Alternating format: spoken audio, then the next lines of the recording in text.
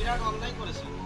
তেনার এলাকা, যে ছেলেটার বাড়ি যেখানকার এমএলএ, তেনার তো আগে যাওয়া দরকার ছিল। আমি একটা রাজ্যের সাধারণ সম্পাদক, কিন্তু আমি একজন পীর সাহেব, ফুরফুরা শরীফের পীর সাহেব, আমি ছুটে আসছি ফুরফুরা শরীফ থেকে। তিনি তেনার বাড়ির পাশে তিনি কেন গেলেন? বিরাট অন্যায় করেছেন, বিরাট অন্যায় করেছেন। আর এই অন্যায় আগামী 26-এ তেনাকে ভোগ করতে হবে। আর এই অন্যায় আগামী 26-এ তেনাকে ভোগ করতে হবে।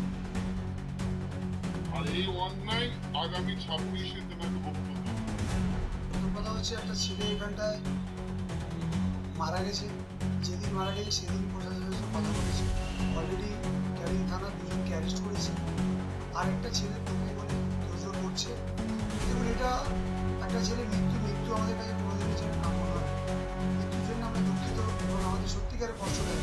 যে কোনো মৃত্যুই আমাদের কাছে কষ্ট দেয়। কিন্তু আজকের কাসিম সিদ্দিকী সাহেব উনি নাকি ক্যানিং থানায় এসেছেন এবং আপনাদের সামনে যেসব কথাগুলো বলেছেন, আমি কথাগুলো শুনলাম। প্রথম কথা হচ্ছে, এই ক্যানিং পশ্চিম বিধানসভার বিধায়ক আমি। এই বিধানসভায় উনি যদি আসতে চান তাহলে অবশ্যই করে আমার যাচ্ছি বা বিভিন্ন রকম একটা আলোচনা করতে পারি।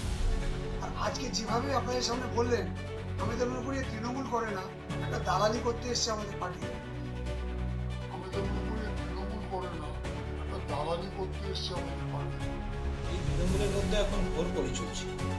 এদের মধ্যে গৃহযুদ্ধ চরম পর্যায়ে পৌঁছেছে। এখন এদের মধ্যে কম্পিটিশন চলছে, কে বড় নেতা, মালিক বড় নেতা না কর্মচারী বড় নেতা। আজকে কাসেম সিদ্দিকীকে দলের সাধারণ সম্পাদক হিসাবে নিযুক্ত করেছে দলের মালিক। আর এই কাসেম সিদ্দিকীকে কিছুতেই নেতা বলে মেনে নিতে পারছে না ক্যানিং পশ্চিমের গুণধরে। ভালো করে মনে পড়ছে যে এই ক্যানিং পশ্চিমের এমএলএ, রাজনৈতিক গুরু ক্যানিং পূর্বের এমএলএ শওকত মোল্লা।